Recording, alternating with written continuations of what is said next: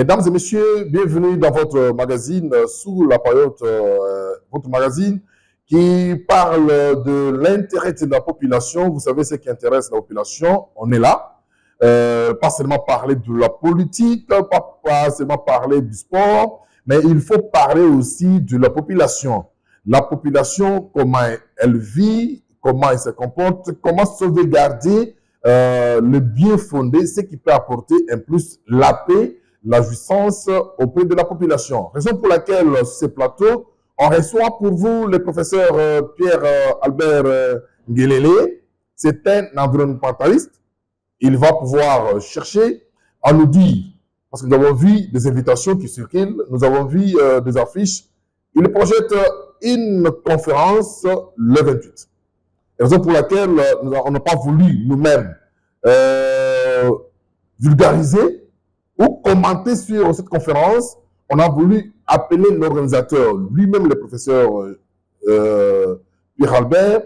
Il va toutefois nous dire, avec son équipe, le bien fondé de cette conférence qui n'est pas à confondre avec tout ce que nous avons connu et pourquoi il a préféré organiser cette conférence sur l'environnement. Bonjour, professeur Pierre Albert. Bonjour, professeur. Je pense que vous allez bien. Je vais très bien. Et vous êtes en forme. Je suis en forme. Vous avez projeté une conférence le 28 ici. Est-ce que nous voulons savoir d'abord, c'est sur quoi et le thème principal de cette conférence? Merci beaucoup pour la parole et merci de nous recevoir sous la Paillote. Cette conférence est bien organisée le 28 juin 2024, 2 jours avant la fête de l'indépendance, pour la 64e anniversaire, si je ne me trompe pas. Oui. Et pour nous, c'est un double événement. Premier événement, c'est parce que nous voudrions avoir vraiment une libération de l'insalubrité. Que Kinshasa, à ce 64e anniversaire, soit une année charnière où nous allons nous libérer de l'insalubrité qui cause les morts, les maladies, les hospitalisations, mais qui accentue aussi la pauvreté du fait que ça consomme beaucoup d'argent et ça fait un très grand manque à gagner auprès du pouvoir public et de notre économie. Nous l'avions choisi, effectivement, c'est l'environnement. Le thème est intitulé « Le déchet, un tueur et silencieux ». Le déchet, un tueur silencieux à Kinshasa. Kinshasa qui est la capitale de la République, qui aurait été un miroir pour notre pays, mais qui devient aujourd'hui une zone sombre à cause de l'insalubrité qui prévaut à un degré inacceptable. Les déchets, un tueur silencieux, pourquoi seulement les déchets? Est-ce que c'est les déchets seuls qui peuvent tuer la vie sociale de la population? Dans la vie, on ne peut pas avoir mené un combat à plusieurs dimensions, mais moi, l'ennemi que nous ciblons, nous avons beaucoup de monde qui se font à l'Est, fait à leur âme, et nous participons à leur douleur, mais aussi un ennemi silencieux qui ne parle pas, mais qui est en train de tuer. Le nombre de gens qui meurent chaque jour, monsieur le professeur, du fait qu'il y ait l'insalubrité dans nos maisons, dans nos parcelles, dans nos quartiers, dans nos communes, jusqu'à la Gombe, qui est supposé notre milieu le plus. Et puis, mais qui est devenu aussi insalubre que dans toute la communauté. Voilà pourquoi je m'attaque à des déchets. Les déchets, comme les déchets solides, ça héberge beaucoup de vecteurs ou des agents qui transmettent des maladies comme les souris, les cancrelats, les mouches, les moustiques, parce que les caniveaux sont bouchés à cause des bouteilles vides ou des sachets en plastique. Ça fait des zones vraiment idéales pour la prolifération des agents pathogènes directs ou indirects. La plupart de nos compatriotes qui sont au CNPP, ils sont à cause des déchets, simplement parce qu'il y a le paludisme. Et les malarias mal prises en charge par le manque de moyens, ça peut conduire à ce qu'on appelle des fous. Ils ne sont pas des fous. Si nous assainissons les milliers, ce nombre de personnes, ce genre de pathologie va vraiment diminuer. Voilà pourquoi nous attaquons aux déchets. Aux déchets parce que c'est quelque chose que nous pouvons vaincre, parce que c'est nous qui sommes les producteurs de déchets. C'est un combat où vous êtes seul, où vous avez associé d'autres structures de la société pour que la population, que ce ne soit pas une histoire que vous allez commencer aujourd'hui. Est-ce que la population s'est intéressée? Est-ce que vous avez pensé à d'autres leaders de la population pour que votre combat puisse réussir? Ce combat concerne tout le monde. Qui n'a pas encore enterré quelqu'un dans sa famille parce qu'il est mort de la fièvre typhoïde? Qui n'a pas encore enterré les gens parce qu'ils sont morts de la diarrhée? Simple diarrhée. Ils m'ont dit c'est la nourriture que nous mangeons déjà infectée. Qui n'a pas encore payé pour un parent qui souffre de typhoïde, de l'ascariose, de shigellose, de maladies et d'hépatite B, consorts qui sont dus à des excréments mal gérés? Tout le monde est concerné. Tout le monde est concerné, mais nous ne sommes pas les premiers à faire la lutte. Nous voulons apporter une pierre dans l'édifice. Il y a eu, comme je le dirai à la conférence, plusieurs initiatives, comme les Salongo depuis le temps de Mobutu, mais il manque quelque chose. Pourquoi ces initiatives n'aboutissent pas? Il y a beaucoup d'ONG qui travaillent pour l'assainissement, mais la tâche est grande. Pourquoi ils n'arrivent pas? Parce que ça manque quelque chose. Et c'est ce que j'aimerais dévoiler à la conférence. Je ne peux pas le dire aujourd'hui. Alors, vous avez un secret? J'ai un secret. Pourquoi on ne peut pas maîtriser les déchets? Pourquoi on ne peut pas maîtriser la gestion des déchets jusqu'aujourd'hui dans nos capitales? Et dans nos chefs-lieux des provinces, dans nos villes et dans nos quartiers. Est-ce que votre combat, vous êtes entouré de gens qui peuvent aussi vous accompagner, ou soit vous êtes seul au four et au moulin? Ce que nous voudrions après cette conférence, c'est d'identifier, nous avons déjà commencé, chaque Congolais, chaque Congolaise, chaque expatrié qui aide l'État congolais dans la gestion des déchets à participer avec nous. Nous ne sommes pas les seuls.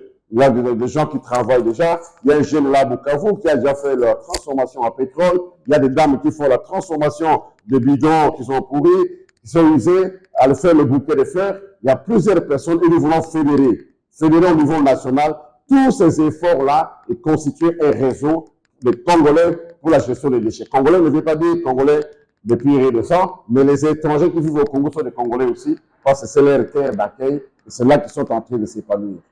Vous êtes passé sur notre plateau. On peut recevoir votre collaborateur, ça peut dire ainsi. C'est un grand expert. Même aussi, Ouais. et nous dire le plus qu'il apporte par rapport à votre. Moi, c'est M. Louer et Louis-Paul. Je suis ingénieur environnementaliste. Je voulais renchérir ce que le prof a dit pour le 28 juin. Le thème, c'est le déchet, le tueur silencieux à Kinshasa. Kinshasa produit au moins 10 000 tonnes de déchets. Où vont tous ces déchets?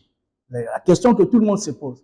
Il y avait la décharge finale à l'époque de l'Union européenne. Aujourd'hui, cette décharge finale n'existe plus. Mais où vont tous ces déchets de la ville de Kinshasa? C'est la question que tout le monde s'y pose actuellement. Venez le 28 pour trouver vous aurez la réponse où vont les déchets.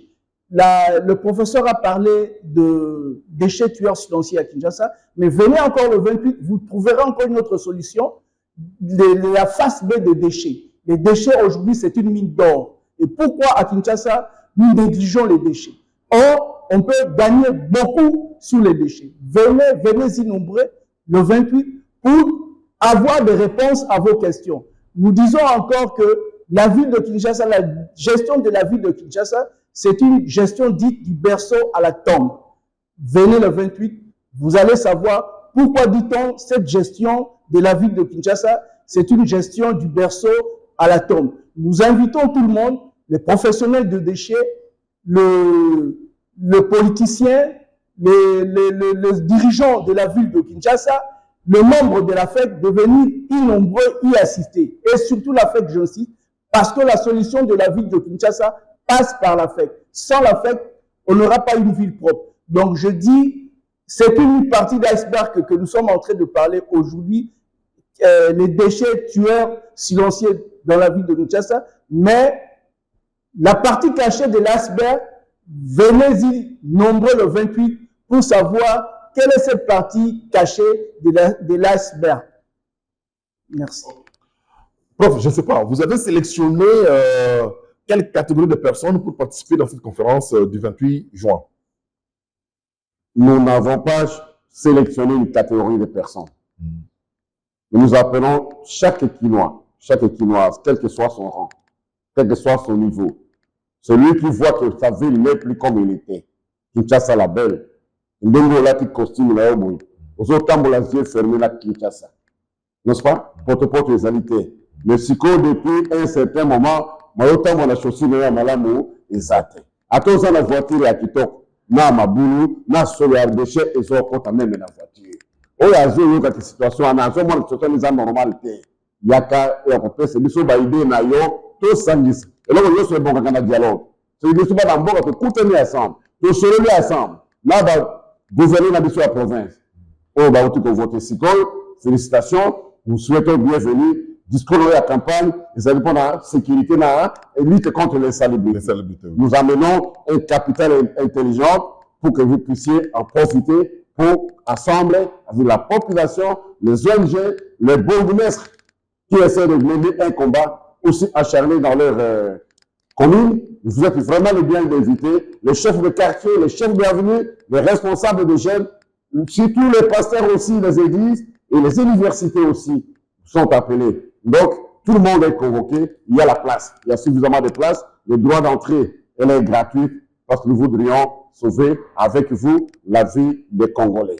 Venez mes frères, écoutez notre secret, le secret qui manque à toutes ces initiatives qui ont été menées dans le temps passé. Nous en avons, après une recherche doctorale, nous avons fait des années pour étudier pourquoi plusieurs initiatives ne marchent pas, ne font pas long feu, parce qu'il manque quelque chose. Au niveau structurel, nous voulons le dévoiler pour qu'ensemble, ça devienne la ville où il y a la gaieté, où il y a la joie, où il y a la paix. Tu peux manger partout. Aujourd'hui, les immondices sont partout. Même à côté de Nganda, ça sent mauvais. Les mouches sont partout. Les Congolais, c'est un type qui aime son pays. C'est un type de fierté. C'est un type de dignité. Notre dignité a disparu. Quel est touriste qui est venu chez nous aujourd'hui? Il ne viendra pas. Pourquoi devons-nous enterrer nos frères, nos enfants, nos parents, simplement à cause de la saleté que nous jetons partout? Bienvenue à tous. Nous en souhaitons bon débat ensemble. Ce n'est pas pour convaincre, pour trouver la solution. La problématique de la gestion du déchet n'est pas seulement dans la ville-province de Kinshasa. Vous avez pensé aussi à mener un tel combat dans l'ensemble du pays, à l'intérieur du pays? Nous y avons pensé. C'est pour ça que nous disons que nous allons constituer un réseau congolais de la gestion des déchets, de gestionnaire des déchets, et constituer les ressources, ce qu'ils font déjà, mais que ce soit l'ONG, les structures, ainsi de suite, et l'État, notre État en tête, parce que nous voulons appuyer l'État. Nous voulons appuyer la politique gouvernementale pour qu'elle soit vraiment efficace. Mais nous félicitons les amis de Bukavu de Goma, parce que la ville est propre. La ville est propre. Nous en servirons peut-être le tourisme avec les gens qui travaillent dans les déchets pour aller voir pourquoi la ville est maintenue propre. Donc c'est la même population qui vient ici à Kinshasa. C'est pour cela que moi je dis l'espoir est permis pour que Kinshasa devienne comme Goma et comme Bukavu, malgré les tempêtes, les guerres qui les embêtent, mais la ville est maintenue propre. Donc c'est possible au Congo. Professeur Pierre-Albert Ngelele, vous nous avez parlé de la date pour Kinshasa, mais vous ne nous avez pas parlé du lieu et de l'heure. Le lieu, la date c'est le 28 juin, 2 jours avant la fête de l'indépendance. Le lieu, c'est le ministère des Affaires étrangères, dans leur grande salle. Dans leur grande salle de cérémonie, on nous a fait l'honneur par l'ambassadeur de Congolais de l'étranger, qui a bien accepté, sponsorisé ça de commun accord, et notre ministère de tutelle de l'environnement, et aussi approbation avec notre nouveau gouverneur de province et toutes les associations qui soutiennent. Donc à 10 heures, le respect de l'heure pour libérer les autorités et pour se libérer à aller préparer les fêtes de festivité de l'indépendance. Nous commençons à 10 heures, on termine à 12h40. On ferme les salles et ça sera terminé. Votre mot de la fin? Le mot de la fin, tout le monde a dit ça. Tu revives l'espace de sous-souté. Tu as une propriété et sali. Bisuna bango to kesene na nini. Kinshasa pe zela kindengwana na tango na kala. Okobimana na concert, okobimana na église, chaussure ko so na ngo normal. Ilamba na yeza na ngo normal. Mais si ko voiture soko obimi ozongi, il faut sukola ngo lisusu. Et ça bon côté. Kinois, aux âmes de la fierté, aux âmes de la dignité. Nan na ko tous ko visiter mo canabiso. Et de là bazo bi karba, ba tourisme. Si le tourisme n'est pas fait là, bon, on va pas y croire dans le cannabis. Cannabis que dépenser à Dubaï. Tant que le tourisme est présenté, on va faire cannabis. Il y a un couloir à Somba. Il y a un couloir à Kota Kata cannabis. Les déchets, ils ont tué des caca, ils ont c'est économie la mission aussi. Mais ici, deuxième phase, c'est un déchet, on a payé pour qu'ils profiter à l'eau pour oublier ça. Électricité, oublier ça dans le gré pour le cannabis et qu'il y ait des boissons. Mais moi, nous sommes comme ça, bon, et si là. Ça, c'est mon dernier mot de la fin. tolongola soni wana na ville na biso ya Kinshasa ndekora ngai ozolanda ngai TV5 Monde. TV5 Monde alobi la journal na que non Kinshasa est la ville la plus sale d'Afrique. Bondimili kamwana la carte na biso et donc okoki kosilisa yango biso nyonso na bakonzi na biso na biso moko chacun na quartier na biso boya tokutana ensemble topartage toloba likambo nyonso ebongana lisolo ya famille tokosola kati na famille totrouve soso na bakonzi na biso et puis mboka na biso eya normal pour vivre bien. Merci. Mesdames et messieurs, nous sommes arrivés à la fin de ce magazine Sous la Paillote. On recevait pour vous le professeur Pierre-Albert Ngelele. Et il a projeté une grande conférence débat, ce 28 juin, dans la grande salle du ministère des Affaires étrangères à 10 h. Il y a des choses que le professeur vous a dit. Il va vous donner comment gérer les déchets et son idée comment on peut mettre fin à cette problématique rouge comme un virus. La ville-province de Kinshasa, c'est un virus.